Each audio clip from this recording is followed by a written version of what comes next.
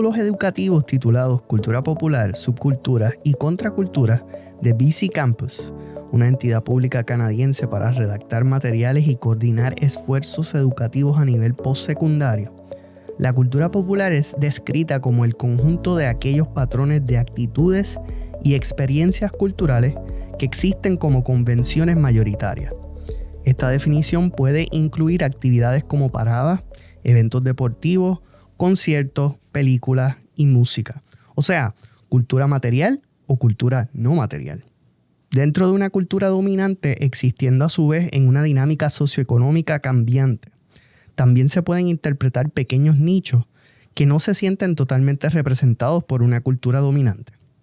En este episodio de Praxis Ética, yo, William Román Rivera y Juan Sánchez Medina, educadores del CDPE, en la Oficina de Ética Gubernamental, estaremos dialogando con el periodista independiente y gestor cultural Ezequiel Rodríguez Andino sobre ejemplos de estos subgrupos culturales y cómo afectan nuestras escalas de valores y nuestras identidades. Muchísimas gracias, Ezequiel. Gracias, Juan, por acompañarnos en esta iniciativa de hablar acerca de la cultura popular y cómo las culturas y subculturas y contraculturas tienen que ver con identidades éticas. Vamos a comenzar con lo básico. A pesar de que dimos más o menos una definición, ¿cómo podríamos definir el concepto de cultura popular? Sí, eso, y de hecho es un debate que en su momento fue árido. Uh-huh. Lo continúa siendo todavía. Exacto. Aunque obviamente ya estamos hablando de la muerte de la cultura popular, pero lleguemos a eso. Nada, pues yo creo que sí, esa definición que compartiste está súper bien, pero también parte de lo que es cultura popular y lo que lo define como idea es precisamente que no es estática. Correcto. Entonces, porque es literalmente, yéndonos más todavía a lo básico, son dos palabras que estamos juntando. Cultura, que la usamos mucho, pero no pensamos mucho en qué estamos diciendo. Uh-huh. Pero básicamente es los componentes que uno puede ver que socialmente la gente usa en el día a día. No solamente la gente, sino las instituciones. Correcto. Y lo popular, que se supone que implica que es algo que mucha gente conoce, ¿no? Exacto. Algo que es popular, no popular como los partidos aquí en Puerto Rico. Exacto. Aunque ellos usaron el uso del popular, claro, implicando eso es parte del significado muy populares. Exacto. Y en Puerto Rico eso decir popular no es lo mismo que decir popular en cualquier otro país iberoamericano. Así que mirando esas dos ideas, ok, ¿cómo tú defines qué es culturalmente popular? Uh-huh. O qué cultura, que es básicamente lo que yo hago en el día a día, es popular o no. No todo es popular y cultural al final del día, ¿no? Claro. Entonces, vas a tener que ir a lo cuantitativo, a medirlo a través de cuántas personas consumen esto, pero eso también es insuficiente. En un país como nosotros, que tampoco es tan grande, como que era difícil, vas a tener que ir a preguntarle a 3 millones y pico de personas, ¿qué usted para usted es popular? ¿No? O ¿qué usted está haciendo ahora? Y darte cuenta, si todo el mundo está comiendo arroz con habichuela. Uh-huh. Eso es algo que no es cuantificable de una manera fácil. Uh-huh. Es más que tú te das cuenta en el devenir. Pero ahí es que empiezan las complicaciones, ¿no? Claro. ¿Por qué tú te das cuenta que culturalmente tú estás haciendo algo? Porque tú estás en un círculo cultural y esa cultura de Puerto Rico cambia también constantemente de donde estés y de dónde vienes. ¿Y cuál fue tu formación? Hay una retroalimentación continua. Constante. Uh-huh. Pero lo que implicaba ese concepto de cultura popular cuando se empieza a hablar es cuando empieza a ver, en inglés, el massification. Uh-huh. La cuestión de que yo puedo coger algo y hay una gente que tiene unos medios que pueden esa cosa amplificarla a través de sus plataformas, que le llamamos ahora. En el momento era el periódico. Uh-huh. Eventualmente fue la radio, que es bien importante, y obviamente va a llegar la televisión después. Entre medio de todas esas cosas está pasando el cine también. Estos elementos que nacen de la propia cultura, pero que están ligados con los medios de producción y quién tiene acceso a y quién es el que controla qué. Es lo que va creando ese concepto de una cultura que se manufactura, se crea o se atrapa, entre comillas. Todos estos son términos bien problemáticos, pero están ahí. Claro, claro. y se diseminan a través de uno de estos medios o varios de estos medios o todos a la vez. Okay. Y eso es lo que implicaba esta cultura popular que yo estoy reproduciendo y que estoy diseminando desde una plataforma que mucha gente lo está viendo, por ende lo popular. Y por eso es fundamental entender el desarrollo de los periódicos, el desarrollo de la radio, la pugna entre la radio y los periódicos que existió, así como usted se queja hoy. Estos chamaquitos en TikTok. Pues había una gente antes en decir, estos chamaquitos oyendo radio. Exacto. Sí, Va a ser la perdición de nosotros. Piensen eso cuando se queja de TikTok. Que a pesar de que, o sea, existe también una percepción equivocada quizá de que no importando en la época siempre hay una resistencia y también hay una apreciación particular sobre lo que es cultura popular. Correcto. Y también que cómo se define la cultura popular y quién define que es popular. Claro. Hay unos hitos que ayudan que lo usan mucho de ejemplo la gente. Por ejemplo, los Beatles. Que para cierto sector, ahora yo dije los Beatles, yo no sé quién está escuchando esto de las edades. Va a haber un sector que va a entender Beatles y va a entender lo que yo estoy diciendo. Va a haber un sector que es más joven que va a decir ¿qué es what's a Beatle? Right? Entonces, pero en su momento, cuando los Beatles, como esta idea que yo estoy reproduciendo aquí ahora en este podcast, años después, a ese segmento, Beatles era la perfecta coalición de algo que es cultura popular. ¿Qué son los Beatles para la gente que no sabe de qué estoy hablando? Que tenía un valor particular. Era una banda de rock and roll de Liverpool, en Inglaterra, de clase media, hasta pobre, podemos decir, sustracción, que logró ser tan popular que literalmente el mundo entero en un momento dado, a través de estos procesos que estoy hablando, los periódicos, la radio, la televisión y la industria disquera, que también es parte de todo eso, logró calar en un montón de gente mundialmente. Al punto que yo conozco una compañera cubana, de verdad, los padres son cubanos, que es periodista, que se llama Penny Lane. Penny Lane. Ese es su nombre, Penny Lane. Y Penny Lane me suena. Y dice, sí. Pero mis papás en Cuba escucharon Penny Lane, que es una canción de los Beatles. Los Beatles, y me puso ese nombre. Eso es cultura popular. Exacto, sí, sí. Entonces, pero entonces ya eso no existe igual. Ya los Beatles no tienen el mismo canje. Sí. ¿Y qué es ahora? Yo sé que vamos a hablar de eso después, pero lo tiro ahí como we'll get there, right? Llegamos ahí después. Pero piense que pues, en el momento que los debates y el concepto mismo de cultura popular se ingresan en la conversación, es en este momento que está pasando eso, porque estamos tratando de explicarlo. Estamos tratando de entenderlo. Y entonces está la famosa división que implica cultura popular, que es una división entre otro tipo de cultura. Si existe la cultura popular, está implicando que existe una cultura no popular, o una cultura clásica, o una cultura alta y una cultura baja. Sí, sí. Y muchas de las peleas que hubo siempre era, estas terminologías existen porque estamos separando. Y esas separaciones están pasando en discusiones en la academia desde lugares bien privilegiados. Exacto. Sí, entonces, y están haciendo cosas que todavía lamentablemente vivimos que son cosas súper problemáticas que hay que superar. Como pensar que una cultura popular implica cultura baja y eso está ligado a conceptos de clasismo, clase racismo, social, sí. ¿verdad? Y las intersecciones que existen en eso. Donde si la persona que está determinando lo popular o dice que algo popular o es alto y demás viene de una acepción particular, te va a decir, cultura alta, clásica, es que tenemos una filarmónica en Puerto Rico. Eso es cultura, eso me representa. Y va a querer decir, como pasó aquí, que el significante cultural del jíbaro implicaba en los 70 y los 60, no cultura, brutalidad, no seas jíbaro. ¿Verdad? Como despectivo. Exacto, exacto. Pero cuando entras a escuchar cómo es una décima y lo que implica tener el conocimiento de una décima, la improvisación de un pie forzado, tú dices, esto es cultura baja y de gente bruta. Cuando literalmente te dan un pie forzado, tú tienes que llegar al final, tienes que construir la rima al revés. Claro, claro. Y esto no se desarrolló en la Filarmónica de San Juan. Sí. Se desarrolló en los campos de Puerto Rico. Entonces esos son los layers que implica siempre, y por eso es problemático hablar de cultura popular así como... Y también, o sea, hay un aspecto contestatario en lo que podríamos llamar cultura popular, de que algunas veces lo que comienza siendo como algo peyorativo eventualmente es apropiado y enviado de vuelta. Exacto. Así que eso es... Estamos como adelantándonos, pero yo Sí, creo que es como sí. para que entiendan todo lo que implica ese término. No. Y precisamente esto va a pasar mucho en esta conversación, porque parte de las características de cultura popular es que es bien difícil de atraparla, es escurridiza.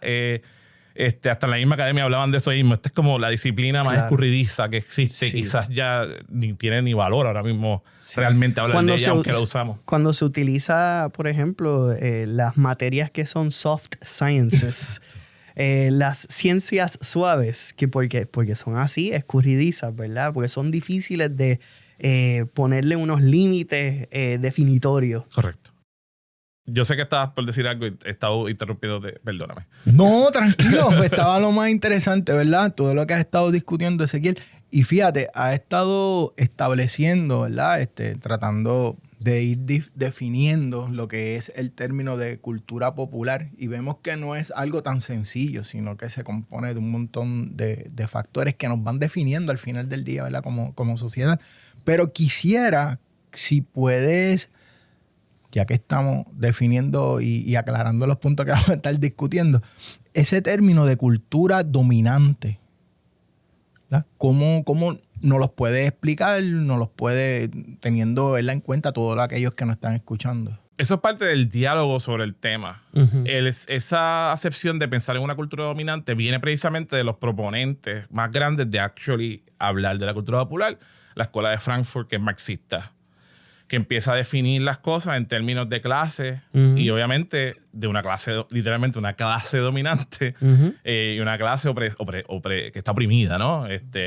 Entonces, esta misma conversación que estamos teniendo, hacer ese juego de darse cuenta que si los medios de producción están en manos de un sector, que sería aquí la clase dominante, y ese sector es el que está instaurando y tiene los accesos a los medios que estábamos hablando que van nacientes, el periódico, la radio y después eventualmente el cine, la televisión. Esos son los que tienen el acceso más directo a crear ahí.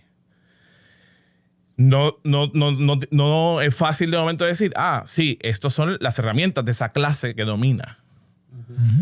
So, todo lo que ellos decidan que va a estar ahí se convierte en la representación de la cultura de ellos, que son dominantes, y es lo que ellos pretenden que sea la cultura de la clase dominante, la cultura dominante. Una inculturación donde ellos... Sí y no. Okay. Porque esa es la cuestión escurridiza. Mucha de la gente que hace esto no está consciente que lo está haciendo. Eso es lo escurridizo de esto, porque son nuestros usos, son nuestras maneras de hacer.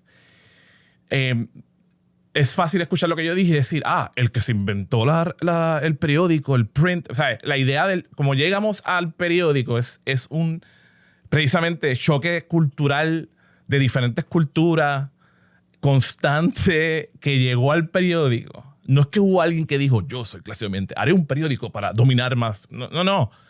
Esto fue el devenir de un montón de cosas que están pasando a la vez. Entonces, por eso es difícil de tratar de decir... Cambios materiales que eventualmente repercutaron en... Y alguien tiene una idea, pero esa persona quizás ni se piensa que es clase dominante cuando hace eso. Ni está pensando... Sí, que lo hace de manera inconsciente, de una manera orgánica, espontánea, porque es parte de lo que está pasando, de los avances. Correcto. Ahí es que viene lo que estaban mencionando ahorita, de tal vez una resistencia de unas generaciones que no están a la par con lo que está sucediendo. Y eso es parte del devenir histórico. Nos podemos poner muy hegelianos con la historia y lo que sea. Sí. No hay que llegar ahí, pero obviamente siempre está el fantasma de Hegel por ahí. Pero esta gente, ¿verdad? Es eso. Estamos llegando allí. Lo que pasa es que obviamente, ¿por qué esta persona pudo llegar allí a decir un día, voy a hacer esto, voy a imprimir esto y lo puedo imprimir y voy a hacer un periódico? Porque tenía acceso a los materiales. Y eso es lo que le hace dominante. Muchas de las peleas que hay, y lamentablemente de cómo el discurso se ha erosionado, es usar estos términos y siempre ponerle precisamente carga ética a unos términos que son definitorios para entender. Eso, sí. ¿Me entiendes? Y yo entiendo por qué pasa, porque obviamente estamos en un periodo del devenir histórico que uno se siente que se le está acabando el tiempo a la historia, vamos, si vamos a poner, ya que es Hegel, ¿no? A la historia de nosotros como seres humanos independientes y nuestra cuestión identitaria y cultural. De momento te puedes poner esencialista y empezar a tirar líneas maniqueas, ¿no? Sí. De blanco y negro. Es bien fácil, pero hay que luchar contra eso. Claro. Hay que entender que sí, obviamente, una vez alguien decide que es clase dominante y quiere mantener su poder, hará cosas para mantener su poder, pero no necesariamente es que lo hizo con intenciones. Y eso es un poco de lo interesante de la cultura popular en el devenir. Es como, al ser popular, si vamos ahora a usarlo como, ¿verdad? Usar ese término de que aunque es un término que se impone o se dice, tiene siempre algo de verdad. Este principio de dos cosas que suenan diferentes pueden ser verdad a la vez. Puede ser verdad. Los Beatles fueron populares. Sí, sí. ¿Me entiendes? Sí, pero marcaron Entonces, una época. Y eso. Y en una gran población se siente identificado. Y al ser populares, marcaron la época. Claro. Eso pasó. Eso no es un invento, right? Eso pasó. Pero... hasta generacionalmente. Exacto. Pero mirarlo y entenderlo y ver que los Beatles estuvieron ahí por ciertas cosas. Eran blancos, aunque eran working class. Ser working class en Liverpool, qué época? en esa época no es lo mismo que ser working class Hoy. en Senegal, esa misma época. Claro. ¿Verdad? Sí. De Inglaterra, que a su vez tenía unas redes de influencia cultural desde el siglo XVIII. Y cómo ellos lograron esas redes través del culturales a imperialismo. través de violencia imperialista. Sí, sí. Los Beatles son, si quieran o no, propaganda cultural del imperialismo blanco. Cuando los comunistas decían eso en ese momento, es la verdad. Aunque mi papá hubiese estado totalmente de acuerdo con ese punto, pero pues se lo tengo ¿verdad? que dar. Exacto. Tú dices, sí, porque eso es verdad, es parte, pero también a la misma vez son campeones del working class. Sí, sí, sí. A la misma vez. Y tenían Eso. un mensaje también, contracultura en un momento. En un momento y después hacen una canción quejándose que tienen que pagar taxes. Exacto. No sí, se olvidan. Right? Es como, ajá. Después están Se llorando. sabían- Tuve que pagar 2 taxes. Voy a hacer Se una sabían canción. mover, se sabían mover, se sabían. ¿Te gustó? Me gustó. Pero hago ese chiste, pero es eso, esa conciencia que eventualmente los integrantes de los Beatles se reconocen como clase dominante. Sí. Para hacer una canción anti-taxing, Sí. que todavía nos hunt us, siguiendo con las metáforas de la fantasma, que todavía nos persigue. Donde hay gente que hasta... Pero a la misma vez, ¿cuánta gente sabe que esa canción es porque se estaban quejando que le cobraron taxes cuando hicieron el cheque? Nadie sabe, porque nadie está viendo la lírica, es otra cosa, por lo que lo hace popular. Todo el mundo estaba montado en la ola de lo que estaba pasando de ellos como artistas, pero no esa profundizar de lo que realmente envolvía toda esa historia Exacto. que estaba ocurriendo. Que hoy pasa en día como otros tantos artistas que pueden levantar sus voces, pero la gente está pendiente al chichija Exacto. por utilizar algo popular, ¿verdad? Sí, sí, contemporáneo. Sí, popular, contemporáneo, sí. Una expresión de la cultura Una popular. expresión. Ok, no, yo soy así medio tangencial, así que me corrigen. No, no, Hacemos no, course no. correction, como dicen Sí, sí. algunas anglosajonas y anglosajones. No todos.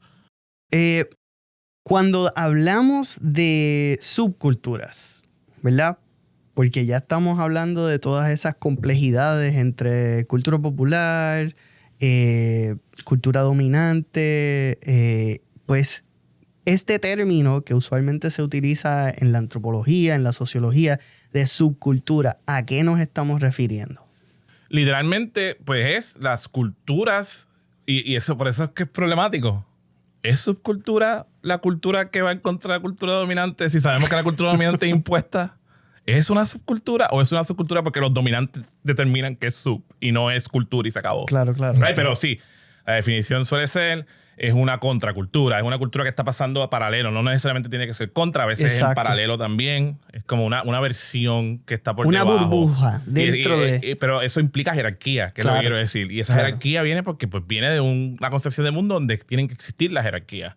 Entonces, pues sí, está la cultura dominante, que eso era lo cómico de decir, ok, el concepto de cultura dominante viene como crítica, pero después se adopta Claro. como algo Yo soy la cultura dominante, actually, sí. Sí, sí. Y es como sinónimo para mucha gente de la alta cultura, la cultura que en verdad vale. Que hasta la gente popular la repite sin querer cuando se queja de reggaetón en Puerto Rico, por ejemplo. Desde una perspectiva de, la música antes era mejor. Eso de reggaetón es como que, qué vulgar, porque el reggaetón hoy en día quizás habla muy sinceramente de las relaciones sexuales. Pero si yo te pongo un bolero que esta persona está llevando a la altura, está diciendo cosas hasta peores, pero con poemas, un poemita. Con la guitarra suave. Sí, la guitarra suave y un poemita. Sí. Pues la persona más contemporánea no está con ese eufemismo. Dice, yo quiero comerte. Acabó. Están diciendo lo mismo. ¿Ok? Pero viene de esa jerarquía. Como Juan Luis Guerra lo hizo como poesía, eso es alto. Esto no es alto, esto es bajo. Hago ese comentario por la cuestión de que a veces las subculturas son, pues sí, este es como esta cosita que sí yo tolero mejor. Que una subdivisión dentro de. Ya. Que va acompañada de ese, digamos, prejuicio. Se puede decir. Claro, pero el prejuicio viene. Ya, un poco lo que quiero es marcar que ese prejuicio no es que sale o que lo... No, eso lo creamos nosotros. Sí, pero peor todavía, que es lo que yo quiero darle a implicar aquí. Lo crea la desigualdad. Claro. Porque ahí volvemos a la cuestión moralística. Es un reflejo de lo que ya existe. Es un reflejo de estas personas tienen los medios de esto y están dándote esto y tú lo estás repitiendo. Mucha gente piensa en prejuicio y piensa que viene del individuo. No, el prejuicio está institucionalmente puesto sistémico. desde el principio. No es que esta persona es prejuiciada porque nació un día y prejuició. No, esto es años y años de estar en esta cultura, porque es eso al final del día, la parte de la cultura popular o lo que hablemos, es cultura que es el día a día. La cultura no es una cosa estática, la cultura es esto. Esto que estamos haciendo es cultura. Cuando tú estás en el carro y te molestas y das un puño, eso es cultura. Cuando llegas a tu casa y te haces... porque llegaste a tu casa, eso es cultura también. Right? Es como porque son los... ¿Qué hacemos? ¿Cómo hacemos las cosas? Sí. Yo te grito a ti en la calle. En Perú, en Puerto Rico, en Estados Unidos, hay road rage. Pero va a ser diferente. Sí. Y esa es la... ¿Cómo esa cultura? La cultura pertenece a la humanidad, porque son los usos de todo el mundo. Y después las particularidades de cómo se manifiesta esa cosa. Y ese es el ejemplo del road rage ahí. Todos reconocemos el road rage. Tú puedes ver algo de Estados Unidos, una producción cultural de Estados Unidos y reconocer eso es road rage, pero aquí yo lo hago diferente, aquí yo lo hago de esta otra manera. Se utilizan estas palabras. Estas palabritas que no sé por qué te ofende. Exacto. Pero lo puedes reconocer o puedes reconocer el tipo de rage que es. Claro. Y también te puedes dar cuenta que quizás más cercano. Mira, eso lo hago yo. También así, casi idéntico. A veces hasta ese es el reconocimiento que uno tiene. Adiós. Supuestamente tenemos una excepcionalidad. El boricua lo hace de esta manera. Mira, no. Lo hace casi idéntico. Sencillamente es un cambio de palabra, pero cuando busca esa palabra significa exactamente lo mismo que la palabra que tú estás diciendo. Es la misma expresión. Exactamente. Ezequiel, ¿cómo o qué pueden implicar las subculturas y contraculturas con relación a la cultura dominante? Ahora lo vamos complicando un poquito más, ¿verdad? Para entrar un poquito más en esa relación intrínseca entre ellos. Pues en esa mirada tradicional, ¿verdad? Donde todo esto que estoy diciendo lo estoy complicando, pero a la misma vez estos términos sí nos sirven porque son términos para esto mismo, para hablar y mirarlo. Okay. Sí, de referencia. Si cogemos esa acepción y decimos sí existe una clase dominante, sí existe subcultura y existe contracultura, pues, ¿cómo funcionan? Precisamente son las batallas que están pasando día a día entre usos de cómo ser. Y eso es lo que lo ata a este programa. Porque si estamos hablando de los usos de cómo ser, eso es ética. Eso es ética. Eso literalmente es la ética. Cómo vivir y cómo tratar de ¿verdad? De relacionarse con otras personas. Porque la ética la gente siempre quiere verlo también. Eso es parte de los discursos de clase dominante, actually. Como esta cosa fija que existe como sola. Pero hay éticas en plural. Claro. Y cada cultura tiene su ética y tiene su manera de hacer. Si tú me invitaste hoy aquí, me vas a invitar usando unas palabras para que yo llegue. No me vas a decir, llega allí. Sí. Porque yo te voy a decir quién tú eres. Right? Entonces, pues, esa subcultura y contraculturas que lo tienen en el nombre. Sí. Las contraculturas están literalmente tratando de cuestionar la cultura dominante. de irse en contra de la cultura dominante. Volviendo al ejemplo de los Beatles, en un momento dado, pues mucha gente, los Beatles eran contracultura.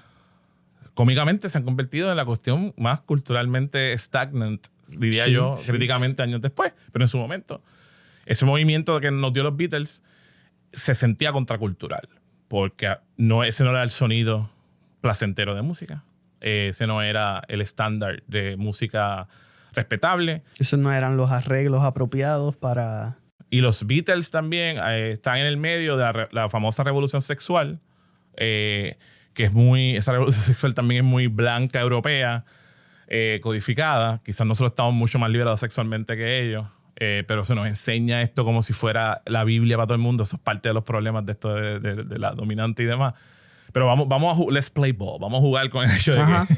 Pues al también ellos estar bien ligados a esa cuestión de la revolución sexual, una de las cosas importantes de los Beatles que se machacan en los documentales y demás era como las mujeres se volvían locas cuando, ¿no? Los famosos gritos de las mujeres detrás de los Beatles, porque de momento las mujeres podían ver una expresión sexual que para la cultura dominante y la cultura mainstream que la llamamos ahora... Eso era aceptable. Sí, ese era el eso era escandaloso. Eso era sí. escandaloso. Exacto. ¿Cómo tú vas a dejar que tu nena vaya a ver a los Beatles? Eso es escandaloso. Sí, mira sí. cómo grita, mira cómo se desmaya. ¿Qué es eso? ¿Cómo una mujer puede tener lujuria? Las mujeres no pueden tener lujuria, ¿right? Entonces, los Beatles es contracultura eso. Es ven a mi show y grita y abrázame. Y sí, las mujeres están aquí. So, hay una...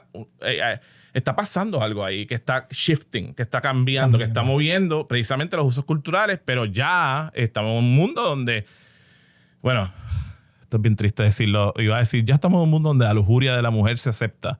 No necesariamente tristemente, pero es más aceptable que el mundo de los... Sí, pero queda una cierta influencia de lo que acabas de explicar todavía. Hay una línea que todavía siente eso, como que las chicas no pueden estar ahí, no pueden... Sí, por eso solas, digo que iba a decir, de momento me corregí yo mismo a decir, hoy en día lo acepté. No, actually, todavía algo falta. que menciono en mis adiestramientos es, por lo menos yo soy partícipe de que cuando hablamos de análisis histórico, la historia no es lineal. No es todo en avanzada. Hay momentos bien feos. y por eso tenemos que ser cuidadosos de decir que ahora las cosas son mejores. Algunas cosas son mejores y otras cosas pueden ser menos mejores. Siempre queda un germen del pasado por ahí, ¿verdad? Con lo que siempre hay que combatir. Y no es que quiera molestarte, pero no es que sea un germen del pasado per se, es un germen de nuestro presente. De nuestro presente. Y de nuestro arreglo de quién es clase dominante, quién tiene los medios de producción. No ha cambiado. Entonces no es un germen del pasado, es un germen de las instituciones que todavía tenemos, que no las hemos transformado del todo. Hemos tenido reformas. Sí. Y la reforma no cambia. Es como el famoso, aquí siempre hablan de, en Puerto Rico, y creo que en Latinoamérica usan esta frase también en España, lo de, no es la cama, es la sábana del enfermo. Estoy mal citando esto, pero me entienden a qué quiero decir, ¿verdad? Eso sí, nos pasamos cambiando sábana. La fiebre no está en la sábana, está en la cama, algo así. Algo así. Estamos aquí, gente, si nos están viendo, estamos matando este refrán. Perdón, pero ustedes entienden. Okay. Sí. Ellos nos van a traducir. ellos nos van a tomar en los comentarios, por favor. En los comentarios. Pero you know what we mean. Sí. Hemos estado cambiando sábana en vez de la cama. Exacto. Y no hemos tocado el paciente. Exacto. El paciente está ahí. El paciente está ahí.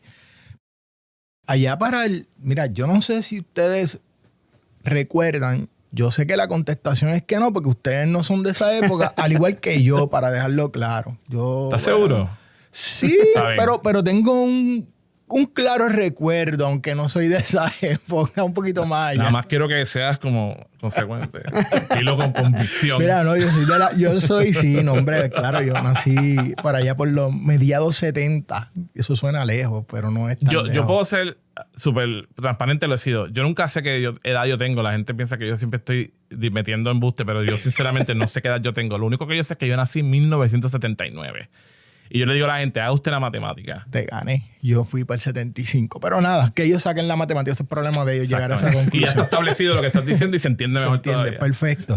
Yo vengo del año de Orwell, así que del 84. Pero no te... pues lo dijiste. Está bien. No te atrevas a decirlo, ¿no? Vas a hacer que la gente lo busque. No.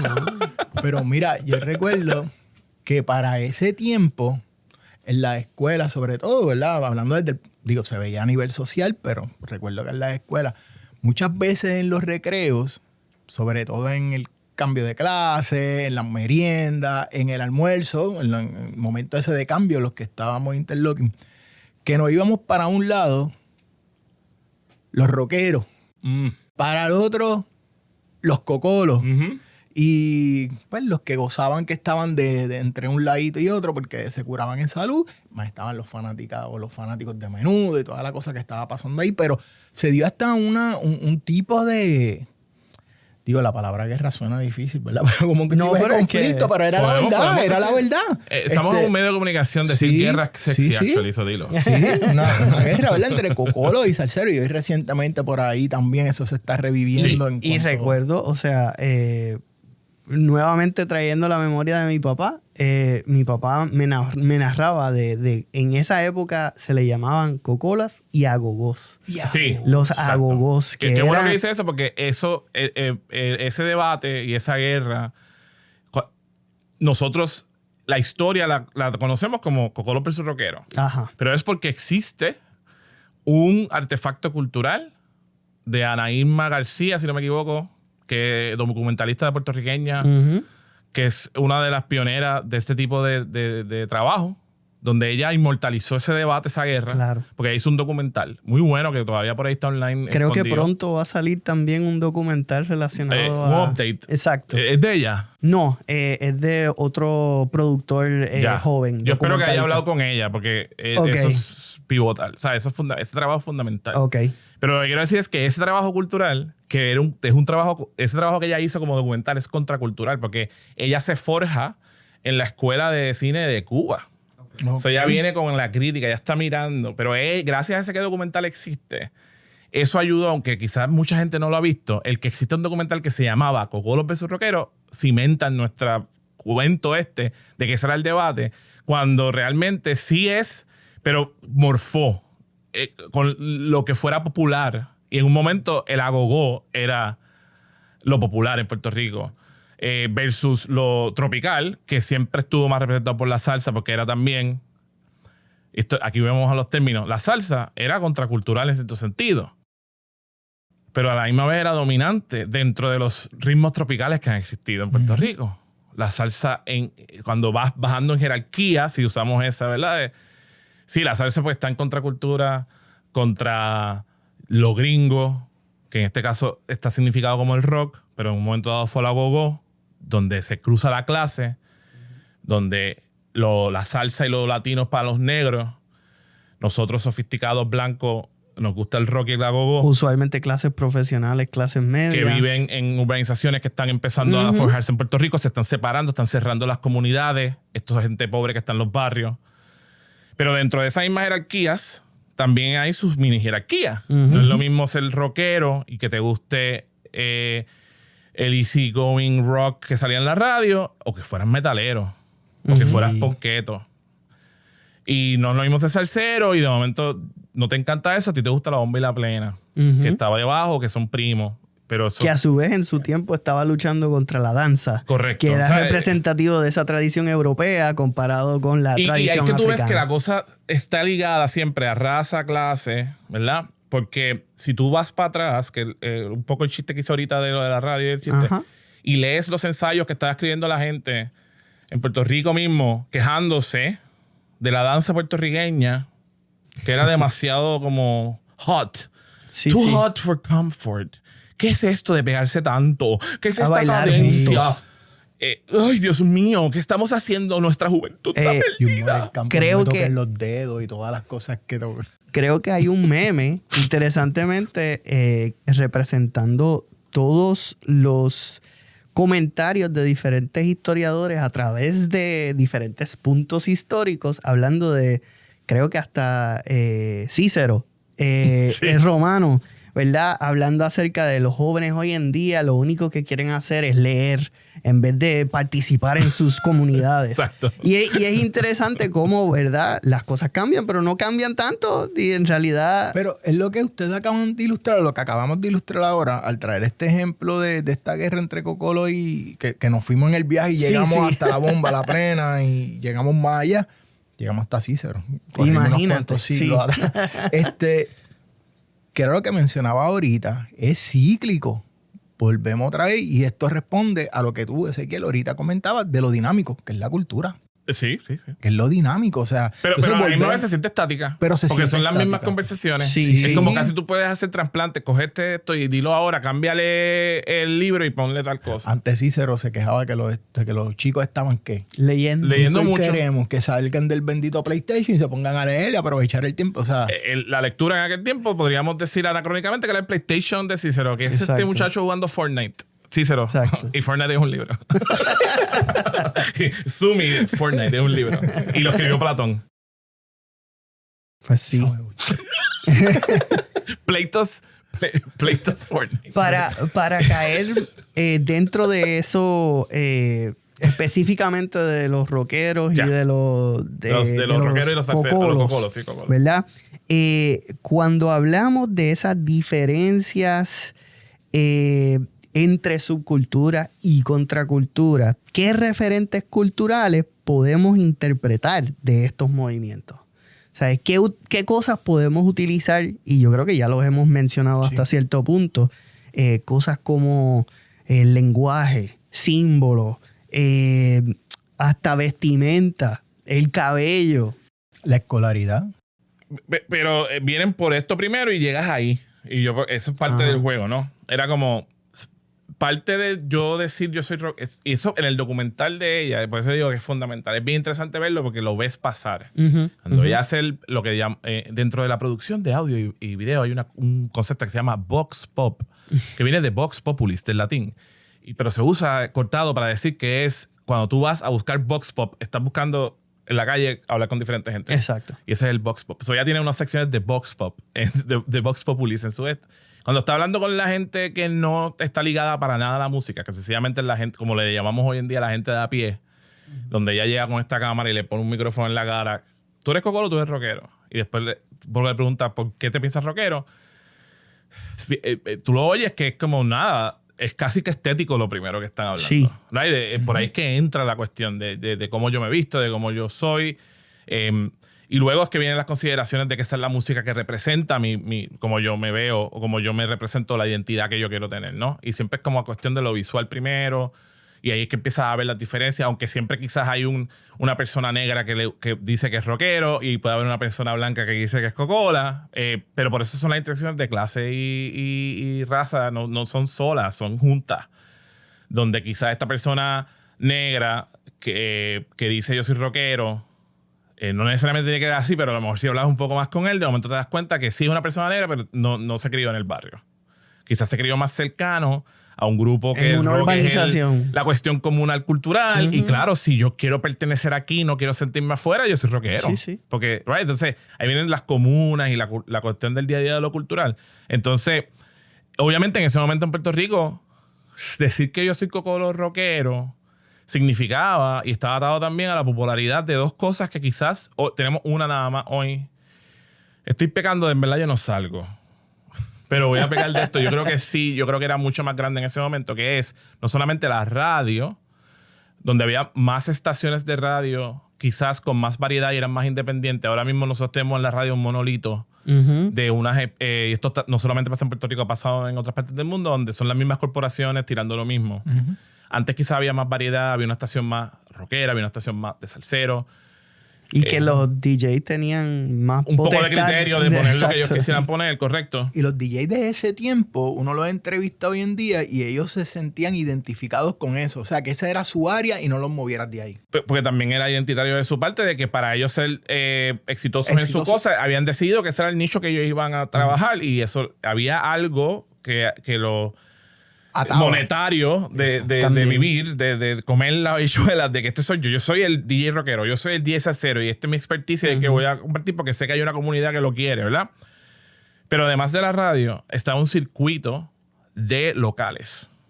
No solamente en el área metropolitana, y esta es la parte que yo quiero decir que yo creo que ya no es igual. Aunque, por favor, corríjanme si está pasando con otros géneros. Creo que sí, con otros géneros quizás está pasando, pero yo no salgo tanto. Donde hay un circuito completo de establecimientos nocturnos, donde no solamente se tocaba o las bandas de salsa o merengue, que eran las más populares en esa época, que hay otro choque interesante, no entremos ahí ahora, pero lo que fuera salsa y demás, y las discotecas / los dance clubs, pero por eso que era Gogo al principio. Había los lugares.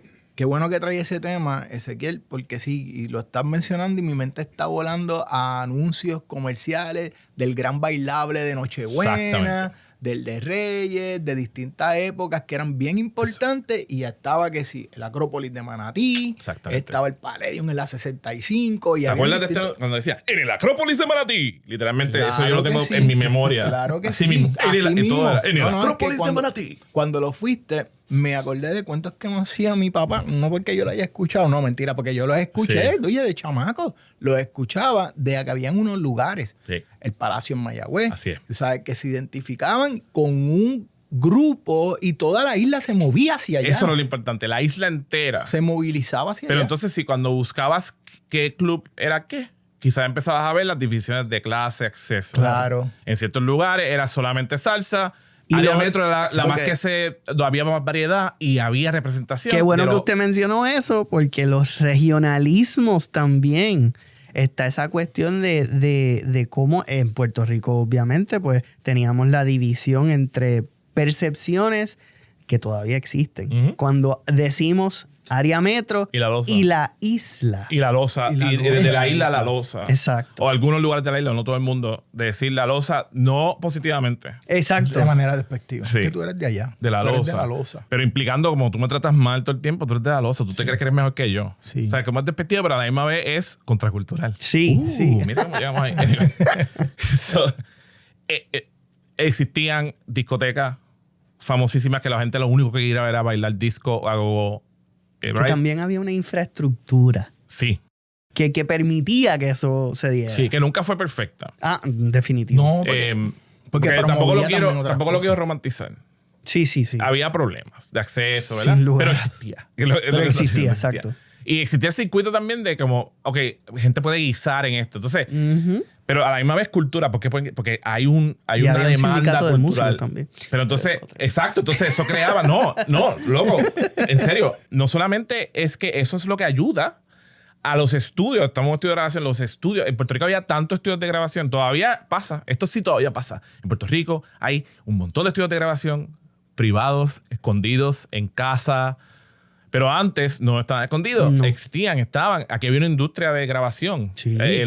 Todo lo que es la calle Serra, eso era la meca de la industria de grabación. Literalmente ahí estaban todos los que printeaban y vendían discos. Estaba hablando hoy mismo con Juan acerca de cómo Puerto Rico en un momento era el centro de doblaje de cine durante los años 50, 60 y 70. Yo hice yo trabajé un tiempo en la universidad, bastante largo, y nosotros teníamos un proyecto con el amigo Mario Roche, que se llamaba Te Cuento, que era un podcast narrativo hecho para la radio, pero que salió online. Nosotros tenemos un episodio de eso, dedicado al doblaje.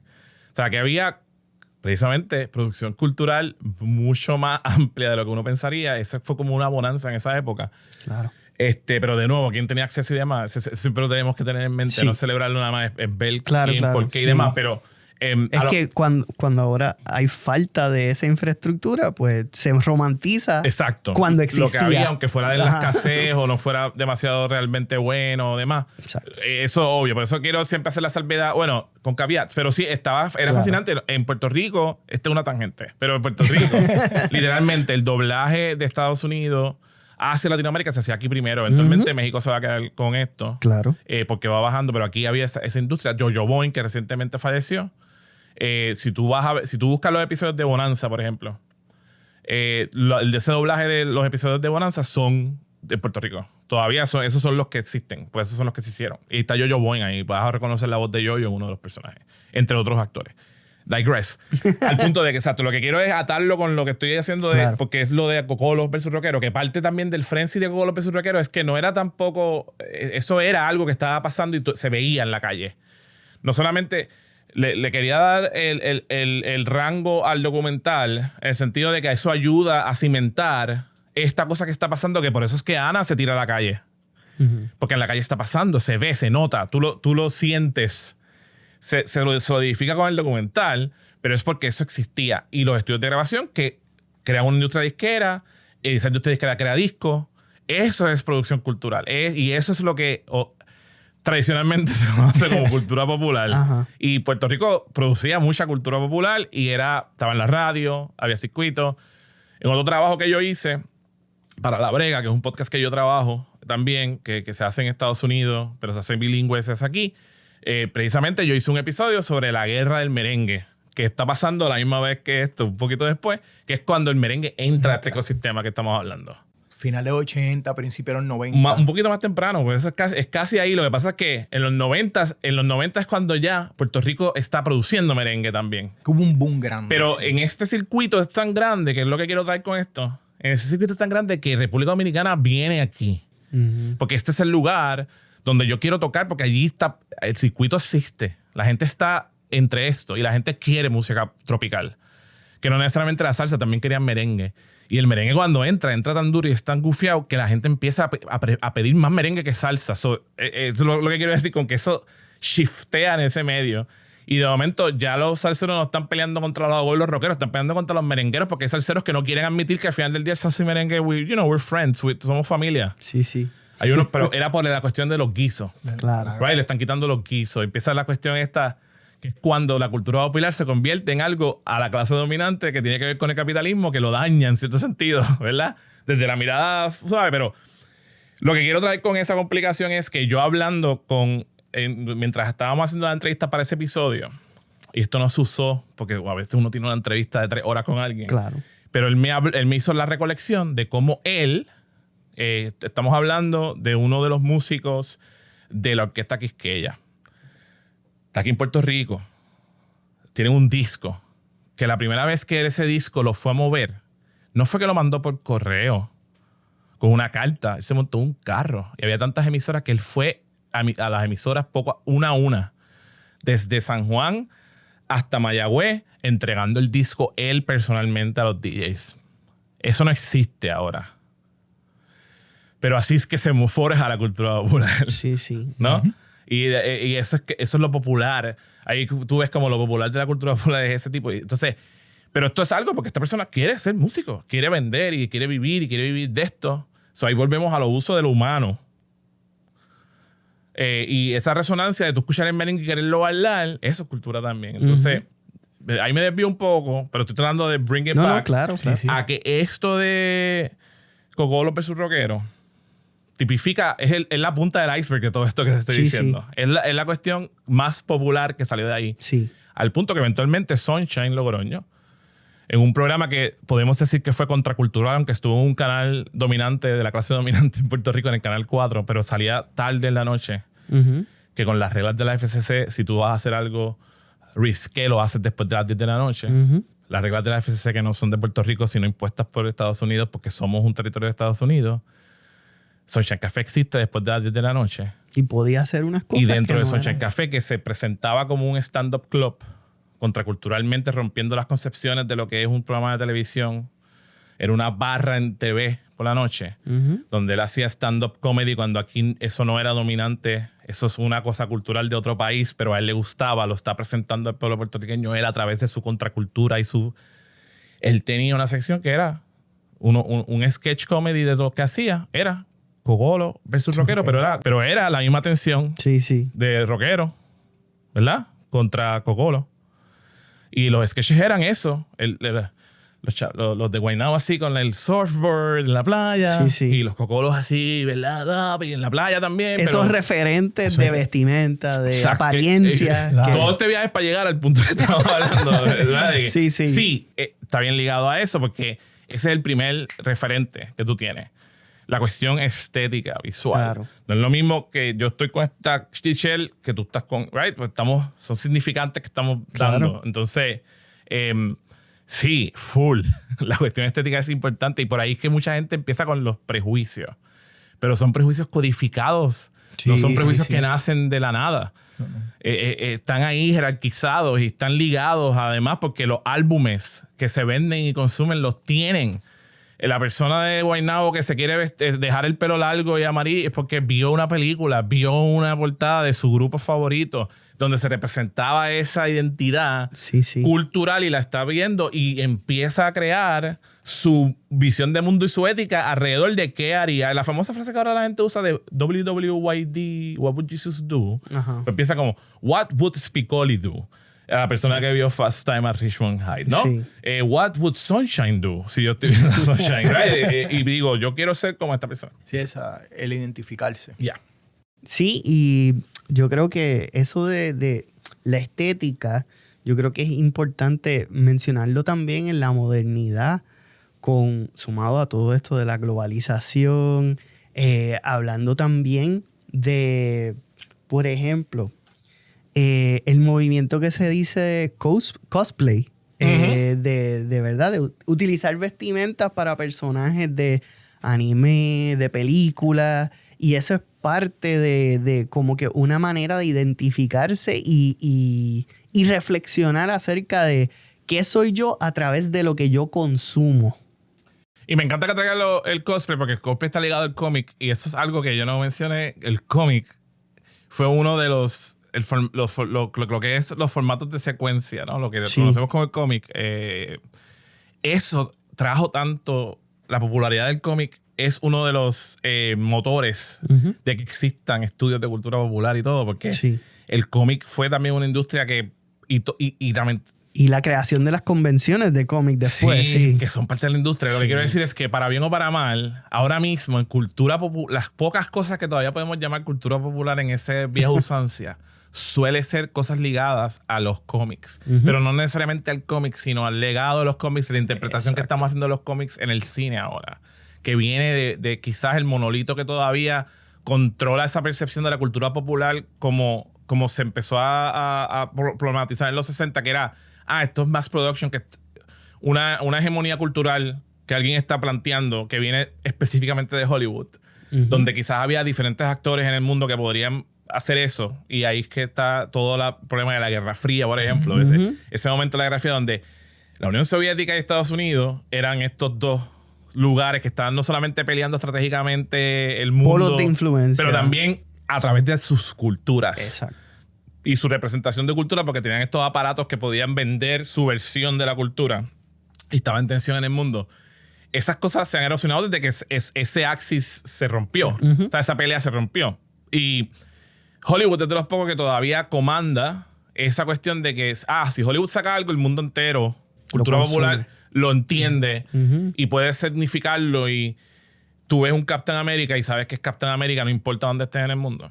Versus como está pasando ahora con la diseminación y cómo se ha roto todo, donde la internet segmenta. Sí. Porque es así y es más directa y el consumo es a través de esta cosita, que es más personal. Entonces, la gente que dice que la cultura popular murió está implicando que tienen verdad en lo que dicen, de que la manera en que estamos consumiendo la cultura no es igual que hace 20 años.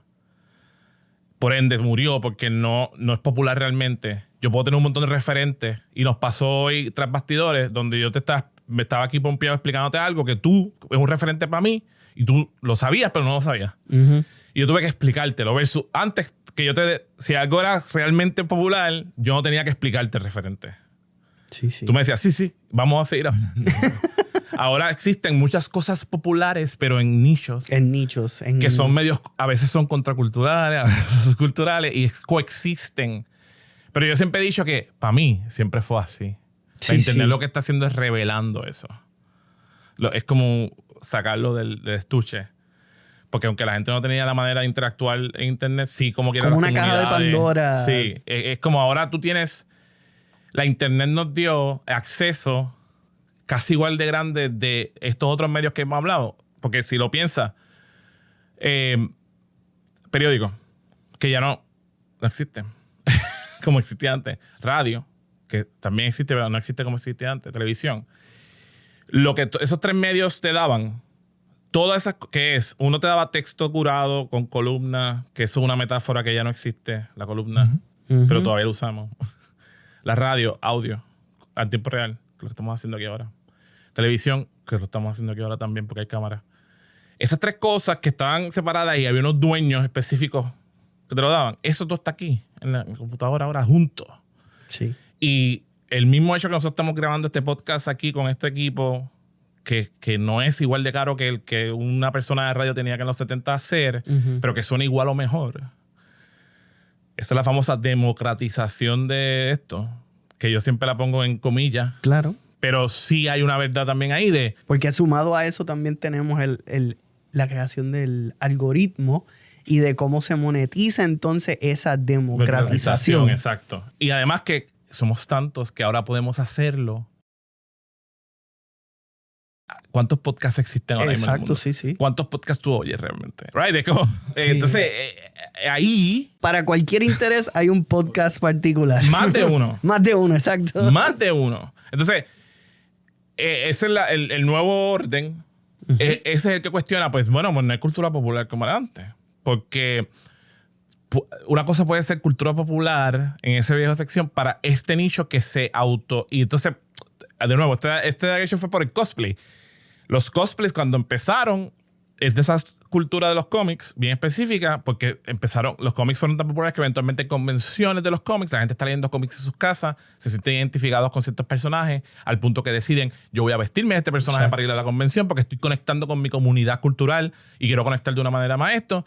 Mientras esas convenciones de cómics se vuelven más famosas, al principio es como lo ven la gente y es como, Fushi, ¿qué es esto? ¿Qué le pasa a esta juventud? ¿Por qué están leyendo tantos libros como Cícero? ¿Por qué están leyendo cómics? Ahora se están vistiendo como esto. ¿Qué le pasa a esa gente?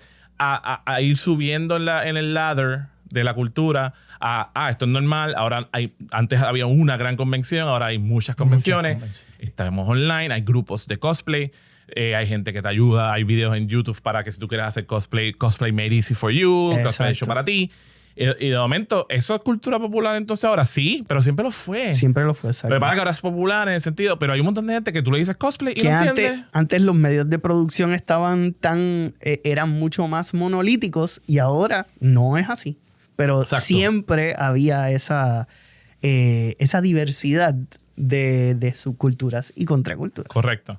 Y ahí es que viene la complicación que yo quería decir. ¿Eran subculturas y contraculturas? Sí. Los términos que aprendemos y usamos, pero ¿eran subculturas y contraculturas? Sí. Para la persona que está en ella no lo ve. Claro. Digo, hay unas que sí son a propósito. Sí. Hay una que tú dices, sí. Que conscientemente son... Como el punk, por ejemplo. Volviendo al rock. Que el punk siempre se pensó... Es más, ir un poquito antes, disculpa. No, dale. Los hippies. Originalmente. El movimiento hippie que era vivir en comuna, la revolución sexual, dejarse el pelo largo, las barbas, lo que sea. Y cómo eso era una contestación a una sociedad que era considerada más conservadora, donde los roles de género eran bien específicos. Claro, dentro del mismo movimiento hippie también habían unas convenciones que eventualmente tenían sus problemas. ¿Y cuán fácil el movimiento hippie se convirtió comodificado? Ese concepto de la comodificación de que, qué cool es, punto. Sí.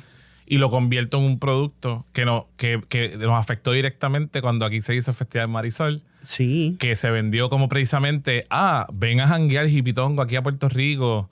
Y estos no hippies que se supone que eran bandas. súper granola. vinieron más de lo que uno pensaría. Más de lo que uno que pensaría, pero entonces todos estos hipitongos que supuestamente querían cambio vinieron a ser colonizadores full aquí, normal, y no le importa nada en la playa allí a dejar basura. ¿Me entiendes? Que es como cuán fácil se coopta realmente el peace and love. Sí. Mind you, lo más probable había gente también más solidaria y claro. No queremos generalizar, pero al final del día era como todos estos gringos llegaron allí y no pensaron que venían a Puerto Rico, ¿verdad? Era como venían a gozar a pasarla bien y se acabó. Como ocurrió también con las versiones subsiguientes de Woodstock. Sí. Por eso, Woodstock que supone que fuera, y mucha gente todavía lo cita, como un momento contracultural. Se convirtió en mercancía. En mercancía. Así de rápido. el que exista ese festival en Puerto Rico es precisamente, búscate en la historia qué estaba pasando. Había un festival a cada esquina porque era rentable y hacía chavo y había un ecosistema para esto. Y eso que era contracultural se convirtió en la manera de hacer chavo. Y en verdad la cosa más fuerte es de aquí. Fui un poco así como recalcitrante en mi recolección de los pobres personas que vinieron a gozar. Y en verdad esa gente también las cogieron porque los organizadores no les importaba, lo que querían era cobrar. El organizador que hizo esto aquí no era puertorriqueño. Es un extranjero que vino, dejó ahí un revolú, pero cogió los chavos y se fue. Sí. Porque para él era bottom line, no era contracultural, era hacerse de dinero. Bell Hooks, que es yo creo que importante leer en cultura popular, habla mucho de eso mismo, de cómo dentro de la cultura popular siempre también hay que estar mirando de dónde es que viene esa cuestión de la cultura al servicio del capital. Cuán fácil es cooptarlo, ¿no? Y eso es parte de la crítica que hay que tener, porque ese es el sistema que nosotros vivimos, para bien o para mal, te gusta o no. Entonces, sí, ella usa mucho Beyoncé de ejemplo. Pues sí, culturalmente Beyoncé ayuda, tiene todas estas narrativas sobre qué bueno es Beyoncé positivamente, pero al final del día Beyoncé es una corporación, igual que su marido, no están al servicio de lo que sea la corporación de Beyoncé y hacer chavo. Entonces, cualquier fuerza de cambio real que al final del día lo que supuestamente es contracultural implica que tú quieres hacer un cambio en la cultura, que significa hacer un cambio social, ¿cuán contracultural es si tu estructura sigue siendo la misma? Sí, sí. Que siempre uno tiene que estar vigilante. Exacto. En cuanto a no simplemente pasivamente consumir lo que se vende como contracultura, sino que es en realidad contracultura, es en realidad cultura popular o no lo es, o does it even matter? que es mi punto final del día. Sí. Como, es cultura. Es cultura. Sí. Pero nosotros no nos han forjado, no nos hemos tal vez dejado formar en ese punto de vista. Y lo seguimos, ¿verdad? Pues como que postergando y llevando esos malos conceptos. Tal vez porque no se entienden, tal vez porque no hemos hecho este ejercicio que hemos hecho en la tarde de hoy, de poder transportarnos y de poder concretizarlo a través de unos ejemplos donde hemos ilustrado, ¿verdad? Y la mirada crítica a los mismos conceptos. Yo creo que eso es súper importante y eso es sumamente ético. No acercarnos de una manera superficial. Sí. Yo creo que... Yo voy a ser un poco aquí provocador.